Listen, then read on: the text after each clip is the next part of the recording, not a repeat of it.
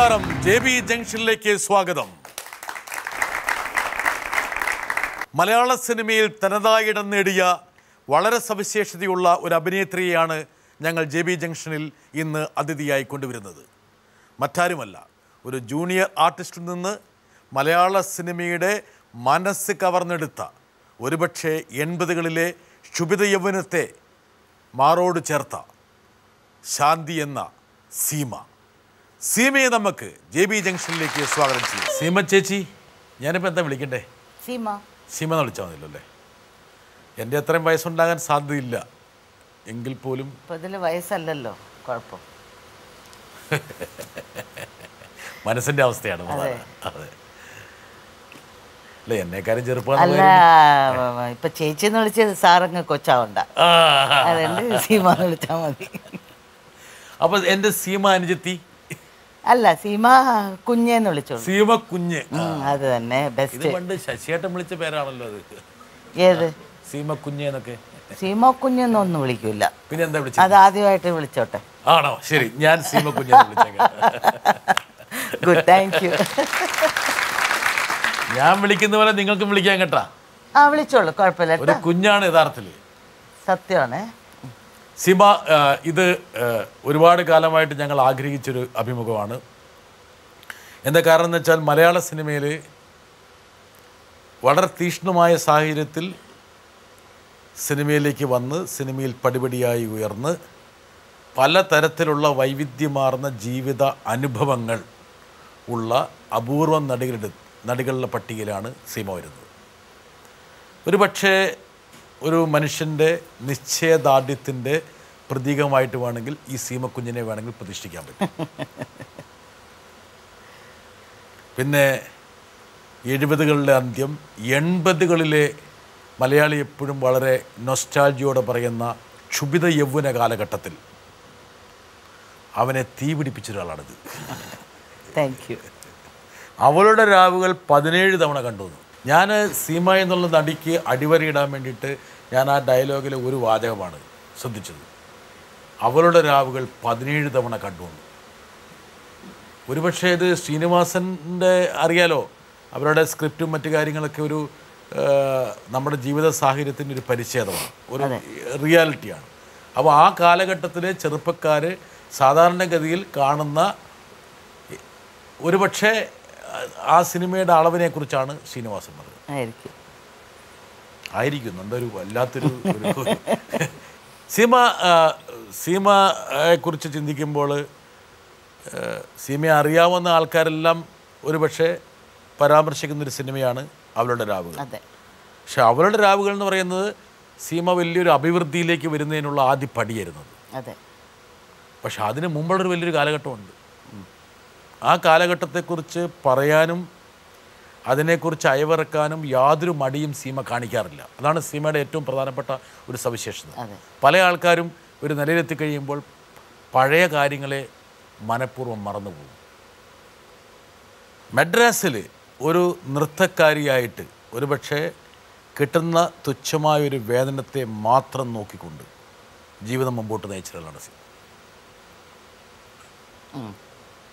ഒരുപക്ഷെ ഇന്നിവിടെ ഇരിക്കുമ്പോൾ സീമ ചിന്തിക്കുന്നത് ഇപ്പോഴും ചൂളമേട്ടിലെ പഴയ ചുളമേടല്ല, ആക്ച്വലി പൊഷ്വാക്കത്തിൻ്റെ അടുത്താണ്. ചുളമേട് എന്നുള്ളത് കൊടമ്പാക്കത്തിൻ്റെ അടുത്താണുള്ളത്. This is പൊഷ്വാക്കത്തിലുള്ളതാണിത്. അമ്മയും സീമയും സീമയല്ല, അന്ന് ശാന്തിയാണ്. ആ ശാന്തിയാണ് സീമയായി മാറിയത്. അമ്മയും ശാന്തിയും ഒരുപക്ഷെ ആരും ആഗ്രഹിക്കുന്നൊരു ജീവിതമായിരുന്നില്ല അത്. അച്ഛൻ വിട്ടേച്ച് പോകുന്നു, അമ്മയും ഇതാരെന്നറിയാം? എൻ്റെ അമ്മ, എൻ്റെ അമ്മച്ചി. സീമയെ അടുത്തറിയാവുന്ന ഒരുപാട് ആൾക്കാരോട് ഞാൻ സംസാരിച്ചു. ഇനി വേണമെങ്കിൽ സീമയെ പോലുള്ള നല്ലൊരു പെൺകുട്ടിയെ ഉപേക്ഷിച്ച് പോയ ഒരാളെയും കൂടെ ഞാൻ കാണിച്ചു തരാം. കാണിച്ചോളൂ, വരട്ടെ. എൻ്റെ അച്ഛൻ തന്നെ. അതൊക്കെ നമുക്ക് പറയാൻ ഒക്കില്ല, ബിക്കോസ് എല്ലാം ഫെയ്റ്റാണ്. എന്തെന്ത് ഇപ്പം അച്ഛൻ എൻ്റെ കൂടെ ഇരുന്ന് അച്ഛൻ്റെ മോളായിട്ട് ഞാൻ വളർന്നൊക്കെ ആയ ഒരുപക്ഷെ ഞാൻ സീമ ആയിരിക്കും. ഒരിക്കലും ആവില്ല. ഒരിക്കലാവില്ല. വേണമെങ്കിൽ ഒരു സ്കൂൾ അതിൻ്റെ അധ്യാപിക. കഷ്ടപ്പാടും അറിയില്ല. ഈവൻ ഇൻ കേസ് ആയാലും ആ ഒരു കഷ്ടപ്പാട് അറിയില്ല. ഇന്നും വർക്കിന് പോകുമ്പം വളരെ കോപ്പറേറ്റീവായിട്ട് എല്ലാവരുമായിട്ട് ഞാൻ സഹകരിച്ച് ഒരു ഫ്രണ്ട്ലി ആയിട്ട് പോകുന്നത് ബിക്കോസ് ഈ കഷ്ടപ്പാട് കാരണമാണ്. അല്ലാതെ ഈ അച്ഛൻ്റെ മോളായിട്ട് വളർന്ന് ഇൻ കേസ് ഞാൻ സീമ ആയാൽ ഇങ്ങനെ ഒരു ടൈപ്പ് ആവില്ലായിരുന്നു. പക്ഷേ വളരെ രസകരമായൊരു സംഭവം എന്ന് വെച്ചാൽ സാധാരണഗതിയിൽ അച്ഛൻ അമ്മയെയും മകളെയും ഉപേക്ഷിച്ച് പോയി കഴിഞ്ഞാൽ തന്നെ മനസ്സിൽ പ്രതിഷ്ഠിക്കുന്ന ഏറ്റവും പ്രധാനപ്പെട്ട ശത്രു അച്ഛനായിരിക്കണം. പക്ഷേ സീമയ്ക്ക് അങ്ങനെ യാതൊരുവിധ ശത്രുവായിരുന്നു. അച്ഛനെ കാണുമ്പോൾ അച്ഛൻ ശശിയേട്ടൻ കല്യാണം കഴിക്കുമ്പം ശശിയേട്ടൻ്റെ അടുത്ത് ശശിയേട്ടനെ കെട്ടാൻ പാടില്ലെന്ന് പറഞ്ഞു അച്ഛൻ. അപ്പം 18 വയസ്സാകുമ്പോൾ എന്നെ വിളിക്കാൻ വന്നു. മേജറായി സീമ അല്ല ശാന്തി മോൾ എൻ്റെ അടുത്ത് കൂടെ വന്നേക്കണം എന്ന് പറഞ്ഞു. അപ്പം അമ്മ പറഞ്ഞു മോൾക്ക് ഇഷ്ടമാണെങ്കിൽ മോൾ പൊയ്ക്കോ എന്ന് പറഞ്ഞു. ഞാൻ പക്ഷെ പോയില്ല. എൻ്റെ അമ്മേൻ്റെ കൂടെ വേണം എനിക്ക് ഇരിക്കാൻ. അമ്മ ആരുമില്ല അമ്മയ്ക്ക്. അച്ഛനെങ്കിലും രണ്ടാമത്തെ ഭാര്യയും കുട്ടികളുണ്ട്. എൻ്റെ അമ്മയ്ക്ക് ആരുമില്ല, ഒറ്റയ്ക്കാവില്ലേ. അപ്പോൾ ഞാൻ പറഞ്ഞു ഞാൻ പോവില്ല എന്ന് പറഞ്ഞു. അങ്ങനെ വിളിച്ചിട്ട്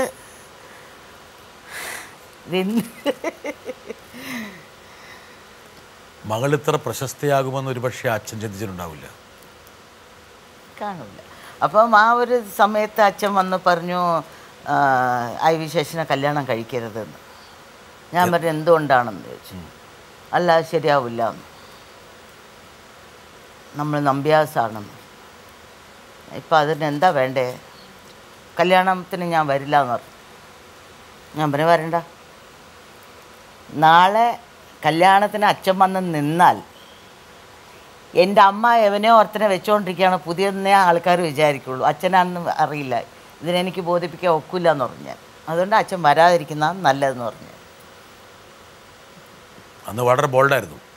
ഡെഫിനറ്റ്ലി ഇന്നും ബോൾഡാണ്. ജീവിതത്തിൽ ഒരുപാട് ദുഃഖങ്ങൾ, ഒരുപാട് സ്ട്രഗിൾ ചെയ്ത ഒരു നായികയാണ് ജീവിതത്തിൽ. എനിക്കറിയാവുന്ന ഒരുപാട് പ്രശ്നങ്ങളിലൂടെ തീയിൽ നടന്നുകൊണ്ട് യാത്ര തിരിച്ച, അതിലെല്ലാം വിജയിച്ച, ആ എല്ലാ സംഘർഷങ്ങളെയും മനസ്സിലൊതുക്കി വളരെ സഹനശക്തിയോടുകൂടി ഒരു നല്ല കുടുംബജീവിതവും അതേപോലെ തന്നെ പ്രൊഫഷണൽ ലൈഫും മുന്നോട്ട് കൊണ്ടുപോയി. ആ ഒരു ശക്തി, ആ സഫറിങ്സ്, കഷ്ടപ്പാടുകൾ, വേദനകൾ, ഇതെല്ലാം സഹിക്കാനുള്ള ശക്തി എവിടെ നിന്ന് കിട്ടി? ദേവൻ സിമയുടെ വലിയൊരു അഭിനയകാംക്ഷിയാണ്. അതെ. ദേവന് മറ്റൊന്നും അറിയേണ്ടതില്ല. എന്താ കാരണം വെച്ചാൽ ഈ പറഞ്ഞ ഒറ്റപ്പെട്ട ഒരു ബാല്യം, അനാഥമാക്കപ്പെട്ടൊരു ബാല്യം, കഷ്ടപ്പാടുകൾ, ചെറിയ വയസ്സിൽ തന്നെ അധ്വാനിക്കുന്നു. അങ്ങനെ അധ്വാനിച്ച് മലയാള സിനിമയിലൊരു സ്ഥാനം നേടുന്നു. അപ്പോൾ ഇതിൻ്റെ ഒരു വലിയൊരു അധ്വാനത്തിൻ്റെ ഒരു എന്താ പറയുക പ്രതിഫലനത്തെക്കുറിച്ചാണ് അതെ ദേവൻ സംസാരിക്കുന്നത്. അതിൻ്റെ ശക്തി എന്താണെന്ന് വെച്ചാൽ അമ്മ കൊച്ചിലെ ഈ 7 വയസ്സ് തൊട്ട് അമ്മ അച്ഛൻ വിട്ടപ്പം അമ്മ എന്നെ വളർത്തിയത് ആണുങ്ങളെ ബഹുമാനിക്കുക, പക്ഷെ ആണുങ്ങളെ പേടിക്കരുത്. ഓ, അങ്ങനെ ഉണ്ടായിരുന്നു. ഇതാണ് അമ്മയുടെ വാചകം. അമ്മ എന്നെ അങ്ങനെയാണ് വളർത്തിയത്. ബഹുമാനിക്കണം, ആണുങ്ങളെ ബഹുമാനിക്കുക, പക്ഷെ ആണുങ്ങൾക്ക് ഒരിക്കലും പേടിക്കരുത് ആണുങ്ങളെ. ഇത് എൻ്റെ മനസ്സിലുണ്ട്. ഭയങ്കര ബോൾഡായിട്ട് അമ്മ വളർത്തിയത് തന്നെ. ഭയങ്കര ബോൾഡ് എന്ന് പറഞ്ഞാൽ അടിക്കും, നല്ലോണം അടിക്കും. 18 വയസ്സ് വരെ എന്നെ അടിച്ചുകൊണ്ടിരിക്കും അമ്മ. അങ്ങനെ വളർത്തിയ ഒരു കുട്ടിയാണ് ഞാൻ. ശരാശരി ഒരു ദിവസം ഒരടി കിട്ടുമോ? ആ അടി വാങ്ങിക്കും. ഭയങ്കര വികൃതിയല്ലേ, അപ്പം അടി വാങ്ങിക്കും. അത് പിന്നീട് മാറിയിരുന്നില്ല വികൃതിരോ? ഇല്ലാന്ന് തോന്നുന്നു. ഇല്ലെന്ന് തോന്നുന്നു. അപ്പോൾ ഈ 7 വയസ്സിൽ ഈ കുട്ടികളുടെ ആ ഒരു കളിയും അതൊക്കെ ഇല്ലാത്തതുകൊണ്ട് മേ ബി ഇപ്പോൾ കളിക്കുകയായിരിക്കും. പക്ഷേ സീമ സാധാരണ ഒരു കുട്ടിക്ക് കിട്ടേണ്ട ഒരു സന്തോഷപ്രദമായിട്ടൊരു ബാല്യം സീമയ്ക്ക് കിട്ടിയില്ല. ഇല്ല, അതാ പറയുന്നത്. നഷ്ടപ്പെട്ടു പോയ ബാല്യമാണ്. നഷ്ടപ്പെട്ടു പോയ ബാല്യമാണ്. അതെ, നഷ്ടപ്പെട്ടു വെച്ചാൽ അച്ഛനെ ഭയങ്കര ഇഷ്ടമാണ് എനിക്ക്. അച്ഛനെ ഭയങ്കര ഇഷ്ടമാണ്. ഭയങ്കര എന്ന് പറഞ്ഞാൽ അച്ഛനെ ഭയങ്കര ഇഷ്ടമാണ്. ആ അച്ഛൻ ഒരു സുപ്രഭാതത്തിൽ അങ്ങ് പോകുമ്പം വല്ലാതെയായിപ്പോയി. പിന്നെ എൻ്റെ വാശിയായിരുന്നു മനസ്സിൽ. എൻ്റെ അമ്മേനെ നോക്കണം, എൻ്റെ അമ്മേനെ നോക്കണം, എൻ്റെ അമ്മയ്ക്ക് വേണ്ടി ജീവിക്കണം, എൻ്റെ അമ്മേനെ നോക്കണം. അമ്മ എൻ്റെ മുമ്പിൽ കഷ്ടപ്പെടുന്നത് ഞാൻ കാണുമ്പം ഈ അമ്മയ്ക്ക് വേണ്ടി എനിക്ക് എന്തെങ്കിലുമൊക്കെ ചെയ്യണം. ഇങ്ങനെ ഞാൻ എൻ്റെ മനസ്സിൽ 7 വയസ്സിൽ തോന്നിയ ഒരു ഇതാണ് എനിക്ക്. അച്ഛനെ ആഴ്ചയിൽ ഒരു പ്രാവശ്യമെങ്കിലും പോയി കാണുന്ന അത് റൂൾസ് ആയിരുന്നു, അങ്ങനെ ഒരു റൂളായിരുന്നു. എവറി സൺഡേ പോയി കാണും. അത് കോടതി വിധിയായിരുന്നു. കോടതി വിധിയായിരുന്നു. അതുകൊണ്ട് തലേ ദിവസം വരെ അച്ഛൻ എന്നെ എടുത്തോണ്ട് നടക്കും. അവളെ നാളെ കോടതിയിൽ പോയി പറയുമ്പോൾ ജഡ്ജി ചോദിക്കും ആരുടെ കൂടെ പോകണമെന്ന് പറഞ്ഞപ്പോൾ നീ അച്ഛൻ്റെ കൂടെ വരുമെന്ന് പറഞ്ഞേക്കണം കേട്ടോ. ഞാൻ എല്ലാം ചോക്ലേറ്റും അതും ഇതൊക്കെ എല്ലാം വാങ്ങിച്ച് വെച്ച് പിറ്റേ ദിവസം കോടതിയിൽ പോയി പറഞ്ഞ് അമ്മേൻ്റെ കൂടെ പോവുള്ളൂ. കറകളഞ്ഞ അവസരവാദിയാണ്. കറകളഞ്ഞ അവസരവാദിയാണ്. പക്ഷേ ഈ അച്ഛനെ ആഴ്ചയിൽ കാണാൻ പോകുമ്പോൾ ഇഷ്ടമുണ്ടായിട്ട് പോകുന്നതാണോ അതെയോ ഇഷ്ടമുണ്ടായിട്ട് പോകുന്നു? അപ്പോൾ എവിടെ ഉള്ളിലൊരു ഒരു ഈ പറഞ്ഞ വെറുപ്പും ദേഷ്യത്തിൻ്റെ ഉള്ളിൽ എവിടെയോ സ്നേഹം ഇടപിരിഞ്ഞ് കിടപ്പുണ്ട്. ഇപ്പോഴും ഉണ്ട്. മരിക്കുമ്പോഴും അച്ഛൻ്റെ അടുത്ത് ഞാൻ ഷൂട്ടിങ്ങിലായിരുന്നു. അപ്പം അമ്മ വിളിച്ച് പറഞ്ഞു മോനെ അച്ഛൻ സീരിയസ് ആയിട്ട് ഹോസ്പിറ്റലാണെന്ന്. അപ്പം ഞാനത് ഒന്നും വലുതാക്കിയില്ല. വീണ്ടും അമ്മ വിളിച്ചു മോളെ ഒന്ന് കണ്ടാൽ കൊള്ളാമെന്നുണ്ട്. അപ്പം ഞാൻ ചോദിച്ചു അമ്മേൻ്റെ അടുത്ത് എന്താ വേണ്ടതെന്ന് ചോദിച്ചു. നമുക്ക് ഒന്ന് അച്ഛനെ കാണാം. അപ്പോൾ ഞാൻ ഡയറക്ടറിൻ്റെ അടുത്ത് ചോദിച്ചു, തമിഴ് രാധികയാണ് പ്രൊഡ്യൂസർ. ഡയറക്ടറിൻ്റെ അടുത്ത് ചോദിച്ചു ഒരു 2 hours എനിക്ക് സമയം തരുമോ? ഞാൻ പോയി അച്ഛനെ കണ്ടിട്ട് ഞാൻ തിരിച്ച് വന്ന് ഞാൻ നിങ്ങൾക്ക് നൈറ്റ് ഷൂട്ടിംഗ് തീരുന്നവരെ നിങ്ങൾക്ക് നിന്ന് വർക്ക് ചെയ്യാം എന്ന് വാക്ക് കൊടുത്തു. അപ്പോൾ അവർ പറഞ്ഞു ഇല്ല മാഡം ഞാൻ പാക്കപ്പ് ചെയ്യാം, നാളെ എടുക്കാം, കുഴപ്പമൊന്നുമില്ല. ഞാൻ പറഞ്ഞല്ല ഞാൻ പോയിട്ട് വരാം എന്ന് പറഞ്ഞ് അമ്മയും വിളിച്ചുകൊണ്ട് ഞാൻ ഹോസ്പിറ്റലിൽ പോയി. ഹോസ്പിറ്റലിൽ പോയപ്പം കോമയിലാണ് അച്ഛൻ. അപ്പോൾ അവിടെ അവർ എല്ലാവരും പരിചയപ്പെട്ടു. അപ്പോഴാണ് പരിചയപ്പെട്ടു. ഡോക്ടറെ അടുത്ത് ചോദിച്ചു എന്തെങ്കിലും അത്യാവശ്യമായിട്ട് എന്തെങ്കിലും വേണം. എല്ലാം ഞങ്ങൾ മാക്സിമം നോക്കുന്നുണ്ട്. അപ്പോൾ ഇത്രയും സീരിയസ് ആണെന്ന് ഞാൻ വിചാരിച്ചില്ല. എന്നിട്ട് ഞാൻ അമ്മേനെയും കാണിച്ചിട്ട് തിരിച്ചു വന്ന് ഷൂട്ടിങ് പോയിട്ട് കംപ്ലീറ്റ് തീർത്ത് കൊടുത്തിട്ട് അതൊരു തിങ്കളാഴ്ചയായിരുന്നു. ചൊവ്വാഴ്ച ബുധനാഴ്ച വ്യാഴാഴ്ച എൻ്റെ അമ്മ പറഞ്ഞു മോളെ അച്ഛൻ 3 ദിവസമായിട്ട് അവിടെ കിടക്കുന്നു, നീ പോയി ഒന്ന് കാണണ്ടേ. ഞാൻ പറഞ്ഞു ഈ ഹോസ്പിറ്റൽ വേണ്ട, എനിക്ക് ഹോസ്പിറ്റൽ ഇഷ്ടമല്ല, ഒരു എന്തോ മാതിരിയാവും. അപ്പോൾ ഞാൻ പറഞ്ഞു ഹോസ്പിറ്റൽ എനിക്ക് വല്ലാതെ ആവുന്നമ്മ, ഞാൻ എന്നാലും മോളെ പോയി കാണണ്ടേ, അച്ഛനെ കാണണ്ടേ മോളെന്ന് പറഞ്ഞു. അപ്പം ഞാനൊരു 10 o'clock പുറപ്പെട്ടു. ഹോസ്പിറ്റലിൽ പോയി. അപ്പം ICUലായിരുന്നു പുള്ളി. വാച്ച്മാൻ വിടൂല എന്ന് പറഞ്ഞു, നമ്മളെ ഡ്രൈവറാണ് പോയെ. അപ്പം ഞാൻ പോയി പറഞ്ഞപ്പോൾ അയാൾ എന്നെ കണ്ടപ്പം വേഗം ഉള്ളിൽ വിട്ടു. ഡോക്ടേഴ്സ് റൗണ്ട്സിന് വരുന്ന സമയമാണ്. അപ്പോൾ അതുകൊണ്ട് സീക്കിരം പാത്തിട്ട് വാങ്ങും. അപ്പോൾ അവിടെ പോയപ്പം അതിൻ്റെ നേരെ തിരിച്ചാണ് ഡോക്ടർ അവിടെ ഇരിക്കാൻ പറഞ്ഞത്. ഇരുന്നപ്പോൾ അച്ഛൻ്റെ അടുത്ത് ഈ ഇത്രയും വർഷം ഞാൻ എന്തൊക്കെ സംസാരിക്കണം എന്ന് ഉദ്ദേശിച്ചോ അത്രയും സംസാരിച്ചു ഞാൻ. അച്ഛൻ പക്ഷേ ഒന്നും കേട്ടില്ല. അച്ഛൻ്റെ അല്ല, അങ്ങനെയല്ല, അച്ഛൻ കേൾക്കില്ല എന്നുള്ളതല്ല, ആത്മാവ് കേൾക്കുമല്ലോ, അതാണല്ലോ അതിൻ്റെ. എന്തൊക്കെയാ പ്രധാനമായിട്ടും? അതൊന്നും പറയില്ല. എൻ്റെ അച്ഛൻ്റെ അടുത്ത് ഞാൻ സംസാരിച്ചത് ഞാൻ പറയാമോ? ഇയ്യടാ അങ്ങനെയൊന്നുമില്ല. സംസാരിച്ചു. 1:30 ആയപ്പോൾ അച്ഛൻ മരിച്ചു. വീണ്ടും അമ്മ പറഞ്ഞു പോയി കാണണ്ടേ മാന്ന്. ഞാൻ പറഞ്ഞു കാണാം. അപ്പോൾ അവരെ വിളിച്ച് പറഞ്ഞപ്പം വെള്ളിയാഴ്ച രാവിലെ എടുക്കും. അപ്പം ഞാൻ പറഞ്ഞു ഒരു 8 മണിക്ക് വരാം ഞാൻ.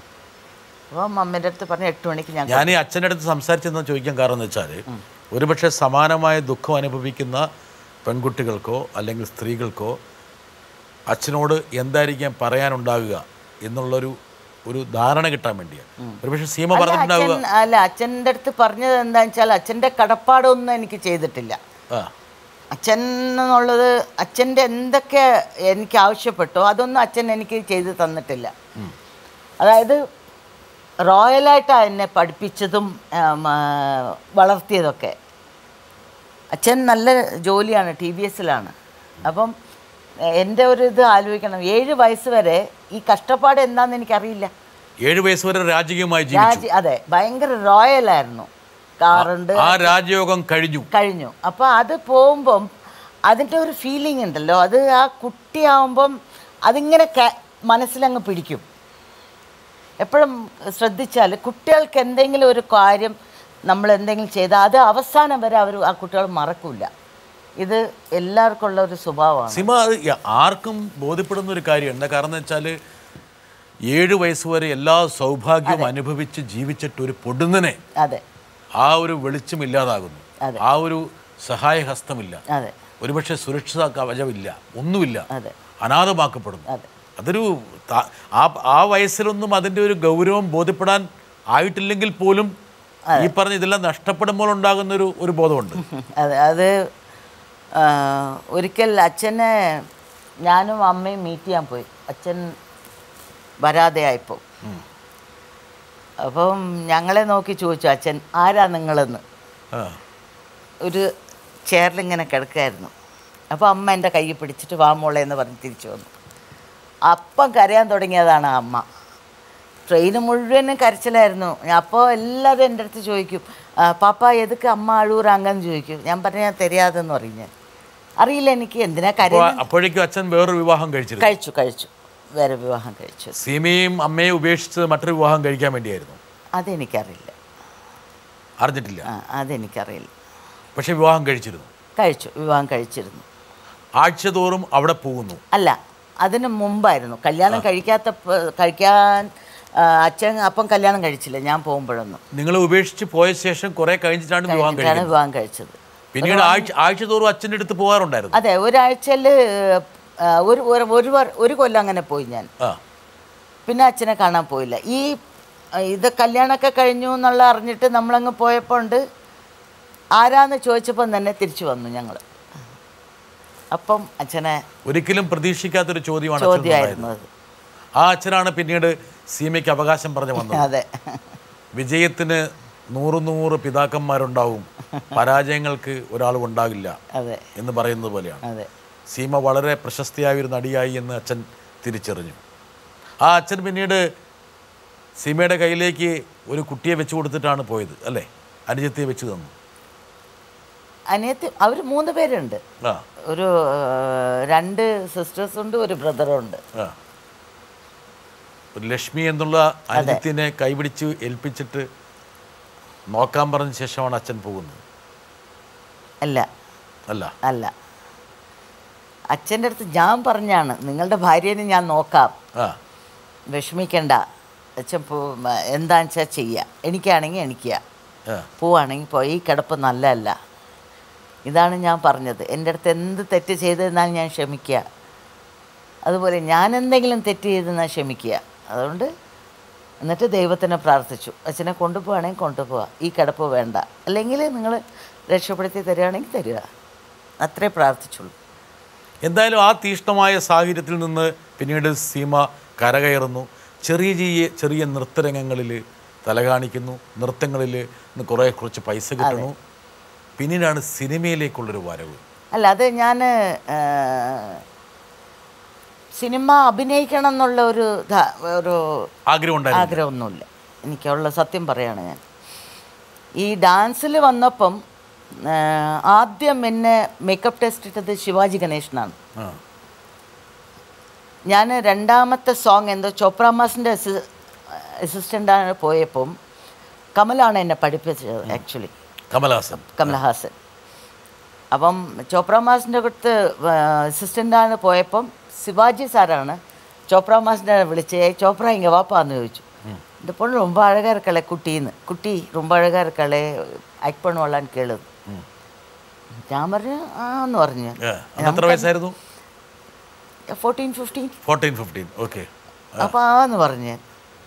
അപ്പോൾ പിറ്റേ ദിവസം പുള്ളി രംഗസ്വാമി അവരുടെ മേക്കപ്പിനെ വിളിച്ചിട്ട് இந்த பாப்பாவுக்கு நாளைக்கு டெஸ்ட் போடணும், 7 പ്രൊഡ്യൂസറെ വിളിച്ചു. 7 മണി കോൾ ഷീറ്റൊക്കെ ഞാൻ 6 മണിക്ക് ഇവിടെ ഇരിക്കാം, ഈ കുട്ടിക്കൊന്ന് ടെസ്റ്റ് ഇട്ടിട്ട് ഞാൻ 7 മണിക്ക് സ്പോട്ടിൽ നിൽക്കാം. പുള്ളി അത്രയും വലിയ മനുഷ്യൻ പറയുകയാണ്, എൻ്റെ മുമ്പിൽ നടക്കുകയാണത്.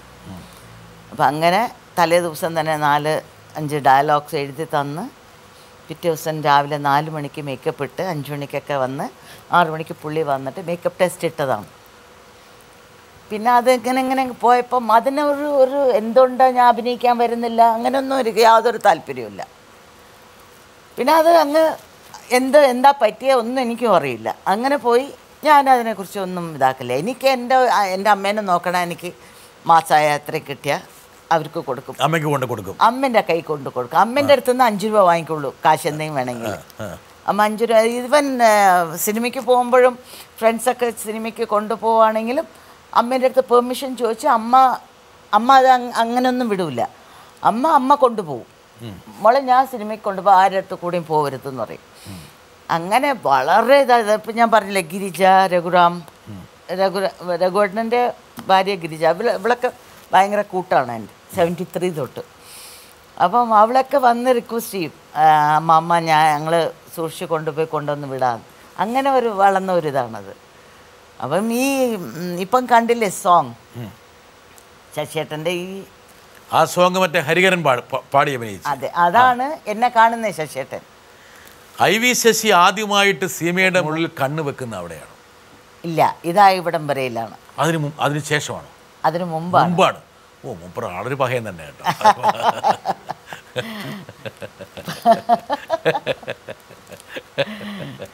പക്ഷേ കമലഹാസനുമായിട്ടുള്ള, എനിക്ക് സീമയുടെ പല സംസാരങ്ങളും ഞാൻ കേട്ടിട്ടുണ്ട്, കമലുമായിട്ടുള്ള വലിയൊരു ബന്ധം.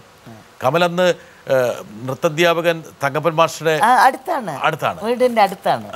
അപ്പോൾ സാറ്റർഡേ സൺഡേ ആണ് നമ്മൾ സ്കൂൾ ലീവിലാണ് പോയി നൃത്തം പഠിക്കുന്നത്. അങ്ങനെ പഠിച്ചതാണിത്. കമൽ അന്ന് തന്നെ ഒരു നല്ല നൃത്ത പ്രതിഭയായിരുന്നല്ലേ? ഇല്ല, അപ്പം പുള്ളിക്കാരൻ പഠിച്ചു വരുന്നോണ്ടിരിക്കുകയാണ്. കമലിനെ നമുക്ക് വേണമെന്ന് കാണാം. பலருக்கும் தெரியாது.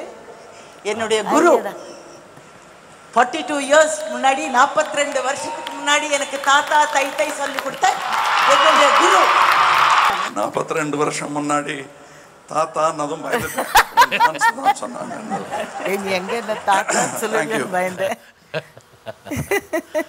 സ്വാഭാവികമായിട്ടും 42 വർഷത്തിന് ശേഷവും ആ കെമിസ്ട്രിയിൽ ഒരു മാറ്റമില്ല. രസതന്ത്രം അതുപോലെ തുടരുകയാണ്. അതെ, കമൽ നല്ലൊരു സുഹൃത്താണ്. സീമ വളരെ സുന്ദരിയായിരുന്നു അന്ന്. ഇപ്പോഴല്ല എന്നുള്ള അർത്ഥത്തിലല്ല ഞാൻ പറഞ്ഞത്. ഇപ്പോൾ IV ശശിയേട്ടൻ സീമയെ കാണുന്നു. ശശിയേട്ടൻ്റെ മനസ്സിൽ സീമ സ്ഥിരതാമസമാകുന്നു. മുഖത്തൊരു നാണം വരുന്നില്ല. എന്തൊരു ഇതിലും പോയാ? ഞാനല്ലേ പറഞ്ഞു എന്തിനാ നാണം വരുന്നത്? 34 കാലഘട്ടത്തിൽ പിന്നിലേക്ക് ഞാനിങ്ങനെ സീമയെ ഇങ്ങനെ കൊണ്ടുപോവുക.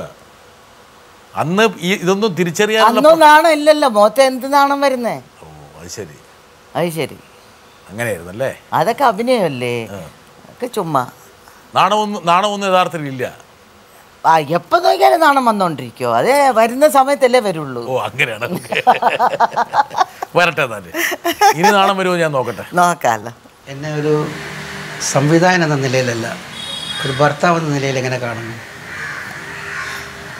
അതിൻ്റെ നമ്മുടെ മക്കളോട് ഞാൻ സ്നേഹം കാണിക്കാറുണ്ടോ? പലപ്പോഴും ഞാൻ വീട്ടിലിങ്ങനെ ഉണ്ടാവാറില്ല. ഇപ്പോഴാണ് കുറേ കാലമായിട്ട് അടുത്തുണ്ടാവുന്നത്. മറ്റേ മിക്കവാറും എപ്പോഴും പുറത്തായിരിക്കുമല്ലോ. ആ സമയത്തൊക്കെ നിനക്ക് ആ മിസ്സിങ് എങ്ങനെ ഫീൽ ചെയ്തു? ശ്രീ IV ശശിയേട്ടാ, വല്ല ആവശ്യമുണ്ടോ? മേടിച്ച് കൂട്ടാൻ വേണ്ടി വല്ല ആവശ്യമുണ്ടോ അതല്ലേ ചോദിച്ചേ. പക്ഷേ ശശിയേട്ടൻ പറഞ്ഞു, എനിക്ക് സീമ എന്ത് പറഞ്ഞാൽ എനിക്ക് കുഴപ്പമില്ല. എന്താ കാരണം വെച്ചാൽ ഇനി ഞങ്ങൾക്ക് സത്യം പറഞ്ഞ് ജീവിക്കേണ്ട ഒരു കാലമാണ്, എല്ലാം പറയാം. അതുകൊണ്ട് തന്നെയാണ് ആ വിവാഹ സമയത്തെ ഫോട്ടോ ആണല്ലേ? അല്ല, വിവാഹം കഴിഞ്ഞിട്ട് മോളായ ശേഷമുള്ള ഫോട്ടോ. മോള് 4 മാസം 6 മാസം. ഓക്കെ. തടാകം എന്ന് പറഞ്ഞ പടം അപ്പം എടുത്തതാണ്. അപ്പം ശശിയേട്ടൻ ചോദിക്കുകയാണ്, സീമ ശശിയേട്ടൻ്റെ അടുത്ത് മറുപടി പറയണം. തീർച്ചയായിട്ടും പറഞ്ഞു പോണം. ഇത് കുഴപ്പമുണ്ടാക്കുന്ന ശശിയേട്ടൻ്റെ അടുത്ത് ഒരുപാട് നന്ദിയുണ്ട്. എനിക്ക് ഒരുപാട് പറയാൻ വാക്കുകളില്ലാത്തൊരു നന്ദിയുണ്ട്. വെച്ചാൽ എന്നെ ഒരു സീമ എന്നൊരു നിലയ്ക്ക് പുള്ളി ആദ്യം തന്നെ എന്നെ ഹീറോയിൻ ആക്കുമ്പം തന്നെ പറഞ്ഞു, നിന്നെ ഞാൻ കല്യാണം കഴിക്കൂല, പക്ഷേ വലിയൊരു നടിയാക്കുമെന്നാണ് പറഞ്ഞത്. ഇത് വാക്കായിരുന്നു പുള്ളിക്ക്. അപ്പോൾ ഞാനൊരു നടിയായി വലിയ നടിയാക്കി എന്നെ പിന്നെ ഒരു സുപ്രഭാതത്തിൽ കല്യാണം കഴിക്കില്ലെന്ന് ആദ്യത്തെ വാക്ക് എൻ്റെ അടുത്ത്, ആദ്യത്തെ കണ്ടീഷൻ. പക്ഷെ ഇഷ്ടമാണ്, കല്യാണം കഴിക്കില്ല. അതെന്താണെന്ന് എനിക്കറിയില്ല. അപ്പം അതൊരു തട്ടിപ്പായിരുന്നു. അതൊരു തട്ടിപ്പായിരുന്നു. തട്ടിപ്പെന്ന് എൻ്റെ ശശിയേട്ടനെ പറയരുത്. അന്ന് ഇല്ല, പിന്നീട് മാറി. ഇല്ല. ഓക്കെ, ശരി. അപ്പോൾ എന്നെ വലിയൊരു നടിയാക്കി. പിന്നെ ഒരു സുപ്രഭാതത്തിൽ ഇങ്ങനെ കല്യാണം കഴിച്ചു. കല്യാണം കഴിക്കാൻ പോകുന്നത് നല്ലൊരു രസമാണ്. ഈ പിന്നീട് ഈ എൻ്റെ മുമ്പിൽ തന്നെ പെണ്ണ് നോക്കാനൊക്കെ പോകും ശശിയേട്ടൻ. പെണ്ണ് കാണാൻ ഒരുപാട് പോകും. എന്നിട്ട് പറയുകയും ചെയ്യും, ഞാൻ ഇങ്ങനെ പെണ്ണ് കാണാൻ പോയിരിക്കാന്ന്. പറഞ്ഞോണ്ടാ പോകുന്നത്. പ്രകോപിപ്പിച്ചിട്ടാ പോവുക. അതെ, പറഞ്ഞോണ്ടാ പോകുന്നത്. അപ്പം പറഞ്ഞോണ്ട് ഇങ്ങനെ പോവും. ഇപ്പം ഒരു ദിവസമുണ്ട്, ഒരു സുപ്രഭാതത്തിൽ വന്ന് പറയുന്നു, ഞാൻ നിന്നെ കല്യാണം കഴിക്കാം. അവനെ എന്ന്. പക്ഷേ എൻ്റെ അടുത്തൊരു വാക്ക് പറഞ്ഞു ശശിയേട്ടൻ, ഞാൻ എന്ത് ചെയ്താലും നീ ഒന്നും ചോദിക്കരുത്, എനിക്ക് സ്വാതന്ത്ര്യം ഉണ്ടായിരിക്കണം. ആണ്.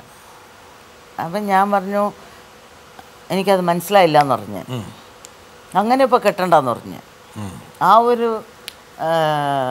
വാക്ക് പറഞ്ഞിട്ട് എന്നെ കെട്ടരുതെന്ന് പറഞ്ഞു. അതിനുള്ള ഇതില്ലാന്ന് പറഞ്ഞു. അപ്പം അന്ന് പോയപ്പോൾ ഉണ്ട് പുരളി ഭയങ്കര പനി പിടിച്ച് അതൊക്കെ ആയി, എന്നെ കെട്ടില്ല എന്ന് പറഞ്ഞു സീമ എന്നൊക്കെ പറഞ്ഞിട്ട്. അപ്പം ഞാൻ ചോദിച്ചു, ശശിയേട്ടൻ എന്തിനാ അങ്ങനെ പറഞ്ഞേ? ചിലൊരു ഭാര്യ ആകുമ്പോൾ ഒന്നും ചോദിക്കരുതെന്ന് പറയുന്നത് തെറ്റല്ലേ? എപ്പോൾ ഏതായാലും പനി വന്നു, ഒന്നുമില്ല, നമുക്ക് കെട്ടാന്ന് പറഞ്ഞു. അങ്ങനെ ആ ഒരു ഇതിൽ പോയി. പിന്നീടുണ്ട് ഒരു ദിവസമുണ്ട്, ഈ കെട്ടാന്നല്ലാതെ എപ്പോഴാ ഏതാന്നൊന്നും അറിയില്ല. മൂപ്പർ പിന്നെ അടങ്ങുന്നില്ല അതിനെക്കുറിച്ച്. അങ്ങനെയല്ല, റെഡിയാന്ന് പറഞ്ഞാൽ 80-ൽ അവരെ ഹൗസ് ഇപ്പം കണ്ടില്ലേ, ഈ വീട് ഹൗസ് വാമിങ് ആയിരുന്നു 80-ൽ. അപ്പം ആ ഒരു ഇത് കഴിഞ്ഞപ്പം, ഇത് കഴിഞ്ഞ് ഒരു മെയ് ജൂൺ ജൂലൈ ഒക്കെ ആയപ്പം എൻ്റെ അമ്മ ഒരു സെറ്റ് ഡയമണ്ട് വാങ്ങിച്ചു. അപ്പോൾ അയാൾ പറഞ്ഞു, അപ്പോൾ അത് ആ ഡയമണ്ട് മേർച്ചൻ്റ് പറഞ്ഞു, നിങ്ങൾ സെപ്റ്റംബറിൻ്റെ ഉള്ളിൽ ഈ കുട്ടിക്ക് കല്യാണം അല്ല, ഇത് ഒരാഴ്ച വെക്കണം. ഈ ഡയമണ്ട് വെച്ചിട്ട് സൂട്ടാവുകയാണെങ്കിൽ നിങ്ങൾ എടുക്കുക, ഇല്ലെങ്കിൽ കൊടുത്തേക്കുന്നു. എൻ്റെ അമ്മ മിണ്ടാതെ ഇരിക്കാൻ പാടില്ലേ, അവരെന്തോ ഒരു ജോത്സ്യനെ വിളിച്ച് ഇത് വെക്കാമോ ഇല്ലയോ എന്ന് ചോദിക്കും. അപ്പോൾ അയാൾ പറഞ്ഞു, സെപ്റ്റംബറിൻ്റെ ഉള്ളിൽ ഈ കുട്ടി കല്യാണം കഴിഞ്ഞില്ലെങ്കിൽ 3 കൊല്ലം കെട്ടാൻ പാടില്ല. അപ്പം അമ്മ പറഞ്ഞു, ശശിനെ നീ കെട്ടുമെന്നല്ലേ പറഞ്ഞ്. അപ്പം ശശിൻ്റെ അടുത്ത് ചോദിക്ക് എന്താന്ന്. ഞാൻ പോയി എങ്ങനെ ചോദിക്കും, ആരും ഇല്ലല്ലോ, നമുക്ക് രണ്ടും ഞാനും അമ്മയല്ലേ ഉള്ളൂ. അപ്പോൾ മേക്കപ്പ് ഓടി ഒരു ദിവസം രാവിലെ പോയി വീട്ടിൽ പോയി, ശശിയേട്ടൻ്റെ ഈ വീട്ടിൽ പോയി.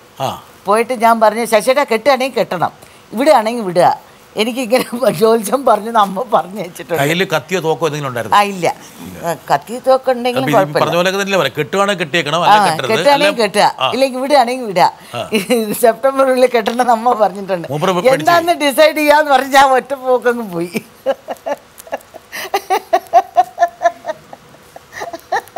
വെറുതെ അല്ല സീമ പറഞ്ഞ, സീമയ്ക്ക് നാണമൊന്നുമില്ലാതെ ഇങ്ങനെ എല്ലാവരും സംഭവിച്ചിട്ടുണ്ടാവും. അതായത് നേരെ കയറി ചെല്ലുന്നു അദ്ദേഹത്തിന്റെ.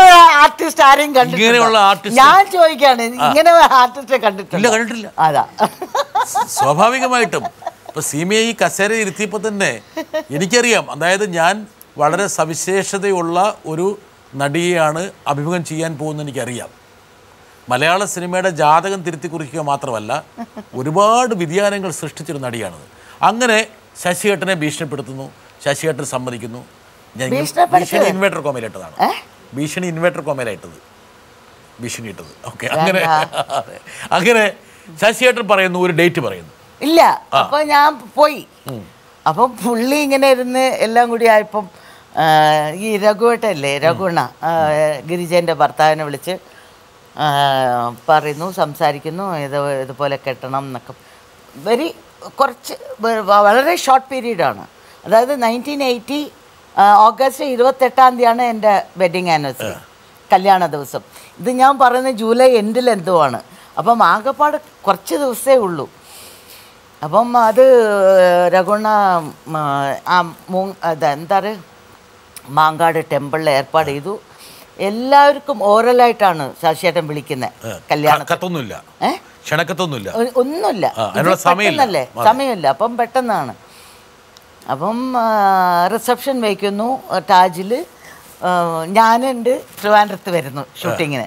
പ്രഭു RS പ്രഭുവിൻ്റെ ഷൂട്ടിങ്ങാണ് അപ്പോൾ പുള്ളിക്കാരനുണ്ട്, സീമേ വന്നേക്കണേ 28-ാം തീയതി കല്യാണം കഴിഞ്ഞ് 29 തന്നെ വന്നേക്കണേന്ന്.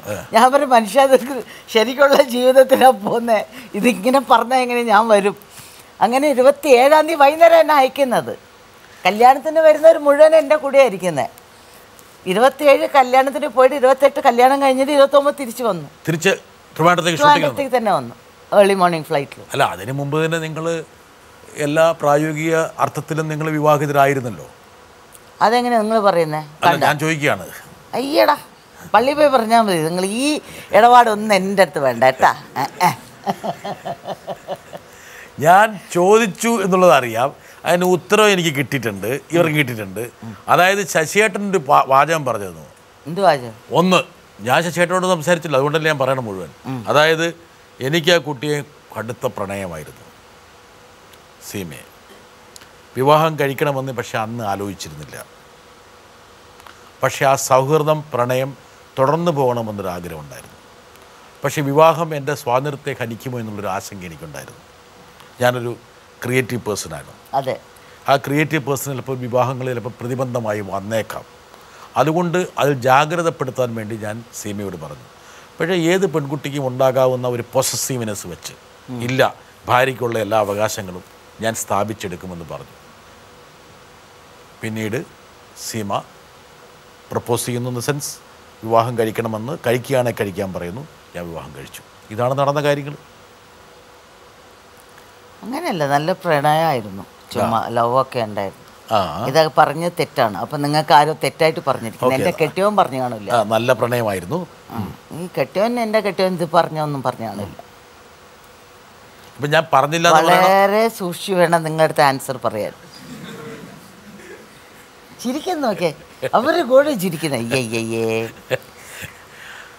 നല്ല പ്രണയമായിരുന്നുള്ള കാര്യം തർക്കമൊന്നുമില്ലല്ലോ.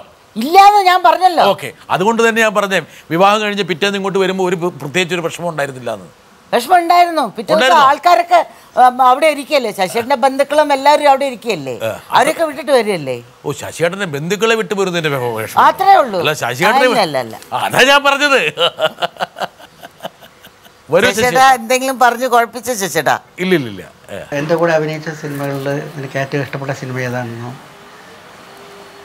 പിന്നെ അതെന്തുകൊണ്ട് ഇഷ്ടപ്പെട്ടു, അതിൽ ആ ലൊക്കേഷനിൽ ഉണ്ടായിരുന്ന എന്തെങ്കിലും പ്രത്യേക അനുഭവങ്ങളുണ്ടായിരുന്നോ ഒന്ന്. പ്രത്യേക അനുഭവങ്ങൾ, അതിലേക്ക് നമ്മൾ വരുന്നതാണ്. ശശിയേട്ടൻ തന്നെ കുളമാക്കി. പക്ഷെ അദ്ദേഹം ചോദിച്ച ആദ്യത്തെ ചോദ്യത്തിന് സീമ തൃപ്തികരമായ മറുപടി നൽകിയില്ല.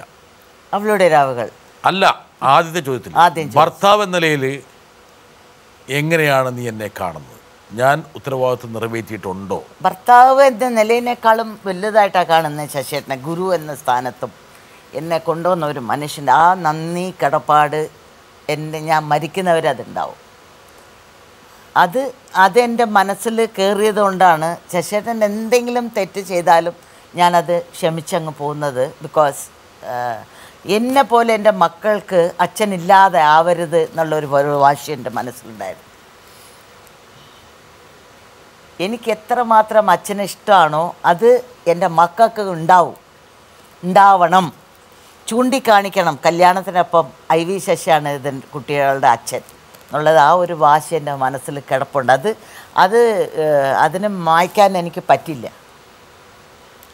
സീമ പറഞ്ഞത് ഇനി എന്തെല്ലാം പോരായ്മകൾ, കുഴപ്പങ്ങൾ, പ്രശ്നങ്ങൾ, ദൂഷ്യങ്ങൾ ശശിയേട്ടൻ്റെ ഭാഗത്തുണ്ടായാലും ശശിയേട്ടൻ എൻ്റെ കുട്ടികളുടെ അച്ഛനായിട്ട് എപ്പോഴും ഉണ്ടാവണം. നല്ല മനുഷ്യനാണ്, നല്ല വ്യക്തിയാണ്.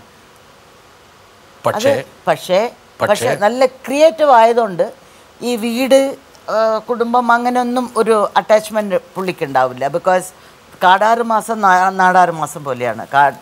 പുള്ളി പോയാൽ പിന്നെ എവിടെ പോയെന്ന് അറിയില്ല. അറിയാം. അതേടാ ഭയങ്കര എന്താ കക്കാൻ പോകുന്ന അറിയാം. പക്ഷെ ജോലി എന്നുള്ളത് ആദ്യത്തെ ഭാര്യയാണ് പുള്ളിക്ക്. അപ്പം അത് കഴിഞ്ഞിട്ടേ ഉള്ളൂ ബാക്കി കുടുംബങ്ങൾ. ഇതാണ് സീമയാക്കുന്നത്. എന്താ വെച്ചാൽ സീമ ഇങ്ങനെ പറഞ്ഞു പോകുമ്പോൾ ആ ഒരു എന്താ പറയണ്ടേ, ചില ഇടയ്ക്ക് വെച്ചിട്ടൊരു ബ്രേക്ക് അങ്ങ് ചവിട്ടും. അതേസമയം വളരെ ലൈവ്ലിയാണ് നസീമ, ഭയങ്കര ആക്റ്റീവായിട്ടുള്ളൊരു. അത് എതിരിലുള്ളത് ജോൺ ഫ്രിട്ടോസ് ആയതുകൊണ്ടാണ്, അല്ലെങ്കിൽ സീമ മര്യാദയ്ക്കിരുന്നേനെ. അപ്പോൾ ഭയങ്കര പോട്ടെ, ശരി, ഞാൻ കുറച്ച് കഴിയുമ്പോൾ പിടിക്കാം. വരട്ടെ. സീമയ്ക്ക് എന്നെ ഓർമ്മയുണ്ടോ? നമ്മൾ ആദ്യം കണ്ടത്, സീമയ്ക്ക് ഓർമ്മയില്ലെങ്കിൽ എനിക്ക് ഓർമ്മയുണ്ട്. റെസ്റ്റ് ഹൗസ് എന്ന പടത്തിലാണ് സീമയെ ഞാൻ ആദ്യമായിട്ട് കാണുന്നത്. അന്ന് സീമ ഒരു മാസത്തെ അസിസ്റ്റൻ്റായിട്ട് വന്നിരുന്നു. അതെന്തോ ഒരു പാട്ട്, ഞാനും നസീറും ഒരു രാധാകൃഷ്ണനായിട്ടും എന്തോ ഒരു പാട്ടിൻ്റെ ഒരു എടുക്കുന്ന സമയത്തായിരുന്നു അസിസ്റ്റൻ്റായിട്ട് വന്നത്. പിന്നെ നമ്മൾ കുറച്ച് പടങ്ങളിലൊക്കെ ഒരുമിച്ച് അഭിനയിച്ചിട്ടുണ്ട്. സീമ സെറ്റിലുണ്ടെങ്കിൽ തന്നെ ആ സെറ്റ് തന്നെ ഭയങ്കര ലൈവ്ലിയാണ്, ഭയങ്കര ചിരിയും കളിയുമായിട്ട്. ഇപ്പോഴും ഒരു 10 വയസ്സ് കൊച്ചിൻ്റെ മനസ്സും കളിയും ചിരിയാണ് സീമയ്ക്ക്. ഞാൻ തിരിച്ച് മനസ്സിനക്കരയിൽ അഭിനയിക്കാൻ വന്നപ്പോൾ എനിക്കൊന്നും അറിയില്ലായിരുന്നു. ഞാൻ സീമയാണ് വിളിച്ച് ചോദിച്ചത്, സീമയെ എന്താണ് ഇപ്പോൾ ഇടുന്ന മേക്കപ്പ് സാധനങ്ങൾ, എന്തൊക്കെയാണ് പേരുകൾ, പുതിയതായിട്ട് എന്തൊക്കെയോ വന്നിട്ടുണ്ടല്ലോ. ഇത് സീമ എനിക്ക് ഒരു ഗുരുവിനെ പോലെ ഇരുന്നുണ്ട്, എനിക്ക് ഒരുപാട് കാര്യങ്ങൾ പറഞ്ഞു തന്നു. താങ്ക് യു ചേച്ചി. താങ്ക് യു ചേച്ചി. ഷീലാമ്മയുടെ മനസ്സിൽ സീമ ഇപ്പോഴും വളരെ ചെറുപ്പമെന്നാണ് സീമ. ഈ കാര്യങ്ങളൊക്കെ ഓർക്കുന്നുണ്ടോ സീമ? ഈ പഴയ ചിത്രങ്ങളും അതിൻ്റെ അല്ല, അത് ഈ സ്ഫോടനത്തിൽ ഓർക്കുന്ന ഒറ്റ കാര്യമേ ഉള്ളൂ. ഒന്നാമത്തെ ചോപ്ര മാസ്റ്റർ ആയിരുന്നു അതിൽ ഡാൻസ് സോങ്ങിന് വന്നത്. പിന്നെ ഒരാളെ കണ്ടു അതിൽ, ഞാൻ വലിയ അഹങ്കാരം പിടിച്ച ഒരാൾ ഇരിപ്പുണ്ട് അവിടെ. ഞാൻ ചോദിച്ചു ആരയാളെന്ന് ചോദിച്ചു. അത് മമ്മൂട്ടി എന്ന് പറഞ്ഞ ഒരാളാണെന്ന് പറഞ്ഞു. ഗുഡ്, എൻ്റേതാണ്. അപ്പോൾ നേരെ പോയി, ഞാൻ സീമയാണ്, ആ എനിക്ക് ഇഷ്ടപ്പെട്ടു കേട്ടോ ഈ ഒരു അഹങ്കാരം, കീപ് ഇറ്റ് അപ്പ് എന്ന് പറഞ്ഞു പോയി. അത് കഴിഞ്ഞ് രണ്ടാമത് കണ്ടപ്പോഴോ? ഏത്? ഫസ്റ്റ് കാഴ്ചയായിരുന്നു അങ്ങനെ, എനിക്ക് ഇഷ്ടപ്പെട്ടു കേട്ടോ, കീപ് ഇറ്റ് അപ്പ് എന്ന് പറഞ്ഞു പോയി. അത് കഴിഞ്ഞിട്ട് ശശിയേട്ടൻ ഒരു ഞാനപ്പോൾ കല്യാണമൊക്കെ കഴിഞ്ഞ് 81 ഒരു മെയ് അങ്ങനെ ഒരു പടത്തിന് ശശിയേട്ടൻ കൊടൈക്കനാലിൽ പോയി. അപ്പോൾ ഒരാഴ്ച കഴിഞ്ഞപ്പോൾ ശശിയേട്ടൻ പറഞ്ഞു, ഇതിൻ്റെ ഹീറോ ശരിയല്ല, ഇപ്പം ഞങ്ങൾ ഒരാളെ ഇട്ടിട്ടുണ്ട്, മമ്മൂട്ടി എന്നും പറഞ്ഞ ഒരാൾ. ഞാൻ പറഞ്ഞു ബെസ്റ്റ് ശശിയേട്ടാ, അസലാണ്. ആ നിനക്കെങ്ങനെ അറിയാം? ഞാൻ പറഞ്ഞു സ്ഫോടനത്തിൽ കണ്ടിട്ടുണ്ട്. അപ്പോൾ അങ്ങനെ അറിയാം, എനിക്ക് ഭയങ്കര ഒരു നല്ലൊരു ആണത്വമുള്ളൊരു പേഴ്സണാണ്. ബിക്കോസ് അന്ന് എനിക്ക് ഭയങ്കര ഇഷ്ടമായി സ്ഫോടനത്തിൽ. അപ്പം ഈ അഭിനയിക്കുന്നതിന് മുമ്പ് പുള്ളി ഒരു അഡ്വക്കേറ്റ് ആണെന്നൊക്കെ പറഞ്ഞു. ഞാൻ പറഞ്ഞു അതാണ് ഈ അഹങ്കാരം എന്നും പറഞ്ഞ ഒരു. അപ്പം ജയൻ്റെ ആ ഒരു ഇതൊന്നും ഗാംഭീര്യമൊന്നും സീമയ്ക്ക് ഇഷ്ടപ്പെട്ടിരുന്നില്ലേ? വല്ലാത്തൊരു ചോദ്യമല്ലേ. ഇല്ല, ജയേട്ടൻ ബിക്കോസ് ഞങ്ങൾ ഒരുമിച്ചാണ് വരുന്നത്. ഇപ്പം നിങ്ങൾ കണ്ടു കാണും ഈ മനോഹര തീരത്തിൽ ജയേട്ടൻ ഒന്നുമല്ല, ഒരു ചെറിയൊരു ആർട്ടിസ്റ്റാണ്, വലിയൊരു നടനല്ല. അപ്പം ഞങ്ങൾ അഭിനയിക്കാൻ തുടങ്ങിയപ്പം പുള്ളി എപ്പോഴും പറയും ഈ പെണ്ണിനെ ഇട് ശശി, ഈ പെണ്ണിനെ ഇട് ശശി, ഈ പെണ്ണിനെ ഇട് ശശി, നന്നായിരിക്കുന്നു കുട്ടി. പക്ഷേ ഒരു സുപ്രഭാതത്തിൽ നടിയായപ്പം പുള്ളീൻ്റെ എല്ലാ പടം ശശിയേട്ടനും ജയേട്ടനെ വെക്കുന്നത്, ഞാനും ജയേട്ടന് ഒരുപാട് പടങ്ങൾ. ഇങ്ങനെ ഒരു പെൺകുട്ടിയെ ജയൻ ഇഷ്ടപ്പെട്ടതിൽ പ്രത്യേകിച്ച് അത്ഭുതമില്ല എന്ന് അടിവരയിടാൻ വേണ്ടി. ജയേട്ടൻ ഒന്നും ഇഷ്ടപ്പെട്ടില്ല, ഞാൻ പറഞ്ഞു ജയേട്ടൻ ഇഷ്ടപ്പെട്ടു. ജയേട്ടൻ റെക്കമെൻഡ് ചെയ്യുന്നല്ലേ പറഞ്ഞു? ആ സോങ് അപ്പം ജയേട്ടൻ റെക്കമെൻഡ് ചെയ്യും, ആ കുട്ടി നല്ല കുട്ടിയാണ്, എന്തെങ്കിലും അഭിനയിക്കാൻ കൊടുക്കും ശശിന്ന്. എൻ്റെ അടുത്തല്ലല്ലോ പറഞ്ഞേ.